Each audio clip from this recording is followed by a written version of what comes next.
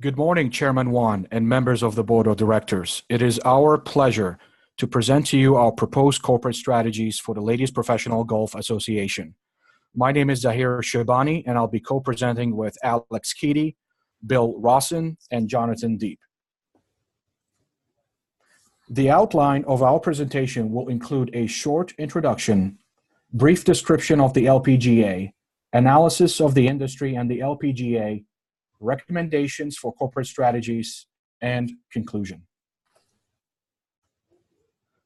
As you all know, our organization was established in 1950 with a vision and mission to be a recognized worldwide leader in sports by providing women the opportunity to pursue their dreams through the game of golf. However, unfortunately, between 2008 and 2011, the LPGA saw considerable decline in sports sponsorship. Porter's Five Forces, SWOT, Decision Matrix, and NPV analyses were business tools utilized to perform an industry and capability analysis. And we are here today to propose corporate-level strategies that are efficient, cost-effective, and provide the right products and services for the LPGA to expand its market share, profitability, and competitive advantage to achieve economies of scale and economies of scope.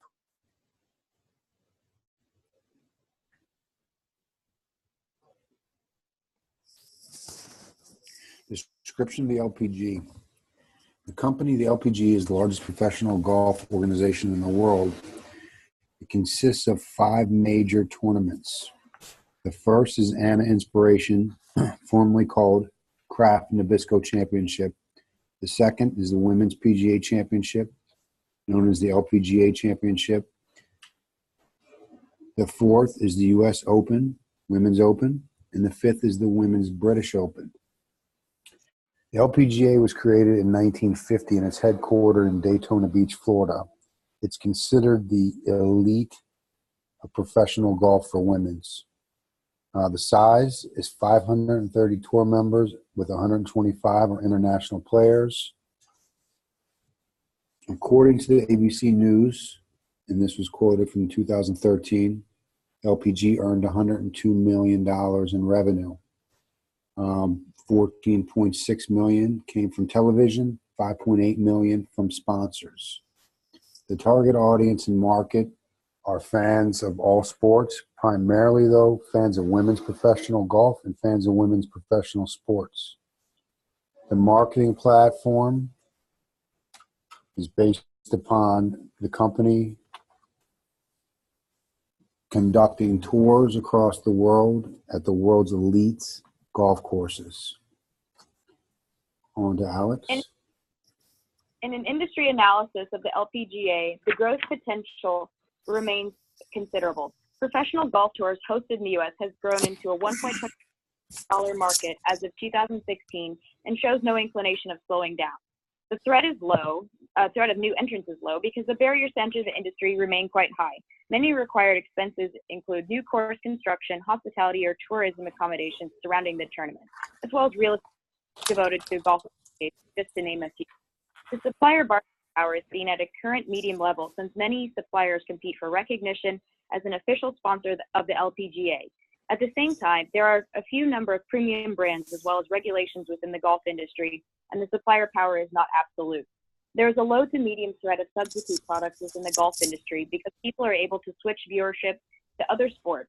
However, those invested within the golf industry are unlikely to do so. Furthermore, the LPGA reigns supreme for female golfers, so fans are unlikely to be tempted to switch to another organization. In the analysis of the buyer bargaining power, where the buyers are fans or sponsors, their power remains high.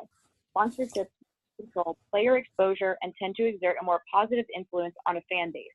With the fans as buyers, suffer no switching costs if they desire to do so. There's low rivalry amongst existing competition because the LPGA largely dominates the female golf industry. The LPGA is recognized for their achievements in offering scholarships and assistance programs geared towards women and girls interested in golf, with 80,000 added each year into their LPGA USGA Girls Golf Flagship Program, based on as a champion for girls and women's empowerment. The LPGA has a lack of marketable celebrity female golfers, such as the PGA's Tiger Woods. Many players often live short careers due to their choices to have families or find it hard to stand behind Korean players who often dominate the women's golf industry. Also, only about 1/4 of the U.S. LPGA tournament winners are Americans, and Americans often find it difficult to rally around a winning player if they cannot speak English. Opportunities for the LPGA include the expansion into emerging markets such as China, who has constructed 136 new golf courses since 2010. As more Asian countries enjoy women's golf, the LPGA could boost the revenue earned overseas in order to fund more tournaments. One major threat to the LPGA is that of sponsorship. Out of the 100 athletes on Forbes' list of the world's highest paid athletes, only 3 were women. Out of the total endorsement dollars for athletes, only 6% went to female athletes. Lack of sponsorship threatens the existence of tournament funding and the future of female. One of our recommendations for a corporate strategy is the introduction of a universal PGA Tour, a 50-50 partnership between the LPGA and the PGA. A net present value analysis was conducted to determine the viability of this partnership and/or investment opportunity. Tour sponsorships today cost anywhere between $9 and $35 million a year per game. As my colleague Bill mentioned earlier, the estimated 2013 revenues were at $102.8 million a year. At a discount rate of 1% in a span of 5 years, the projected cash flow is estimated at $101.8 million, resulting in a positive net present value of $75.3 million. The frequency of the event will depend on additional metrics that will be provided moving forward.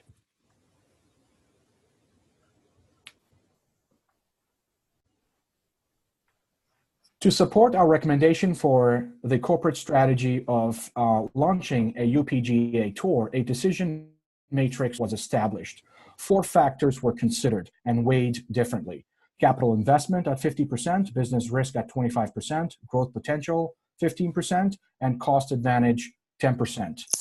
3 investment opportunities were weighed against those 4 factors, with option 1 being the UPGA tour, option 2, product diversification, option 3, partnership with female organizations. My colleague Jonathan will be discussing options 2 and 3 later on, but as can be seen, option 1, which is the UPGA tour, had the highest score of 96.2. This in addition to a positive NPV result is indicative of a good investment opportunity for the LPGA.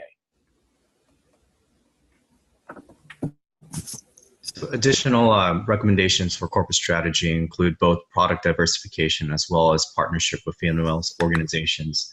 So starting with product diversification, there were 3 areas that we really need to understand as LPGA to expand using the data that we have. So starting out with the data analytics, this is to understand the customers, the sponsors, as well as the products and the areas of the business that are doing well, as well as part of the business that are not doing so well, to help kind of prioritize the investments that are to move forward. The second part of this is market research, understanding who our customer segments are and understanding who our sponsors are a critical aspect of capturing what it takes to get the visibility, to get the awareness, and to attract both of these sides of our customer segments and our sponsors. And then finally, you have our product branding and promotions. These are important and recognizable aspects that other sporting industries, particularly within the men's scope, in the NBA, NFL, and MLB, the logos within these sporting brands are imprinted and very recognizable to fans and even those that are not fans. And part of the strategy here is to understand what the data says, vet it with our customers, and understand and try to come up with strategies based on this information to make the brand visible, to make the LPGA a household brand when it comes down to women's sports. Beyond that, the other corporate strategy that is stressed by the team is partnership with female organizations. So we're looking at visibility and awareness. So what does that mean? That that means that, working within women's sports, we understand that it is not an area of immediate attraction within the U.S. Environment. Now, knowing that, we do know that there's a lot of awareness that's going on, whether through social or through sports, but partnering with Girl Scouts, partnering with the National Chambers of Women, building this kind of awareness across different segments of women, different segments of social movements, it really does drive into the possibility of, bringing the LPGA forward. Additionally, collaborating with different women's sports, such as that WNBA and others that are out there, we're able to bring about learnings and sharing different inputs, getting different feedback in order to empower really that the sport and the awareness of women organizations as well as the sports as well. As far as empowerment, again, this is as far as empowerment, this is all of this brings it together where, the empowerment of the sport itself, as well as the organizations, allows, both this to function as a effort for the LPGA as well as an effort for social movements moving forward. So in conclusion, between the different sources that we use, the Porter's 5 Forces, SWOT analysis, and others, in order to come up with these corporate strategies, the ultimate recommendations from our end, from the team's end, is ultimately to understand and benchmark what the metrics are relative to competitors, relative to what the market wants. Focus the data that we get to generate something that does have value, strong value for sponsors and customers. And utilizing this in order to engage in more aggressive marketing campaigns and initiatives in order to drive the value of the LPGA forward. And ultimately, alongside with the value proposition and the value generation, building a strategic alliance to really make the LPGA part of something different. It's a part of something new, and that is in launching the UPGA with the help and cooperation, as well as bringing things forward through female organizations. Perfect. How are we doing on time?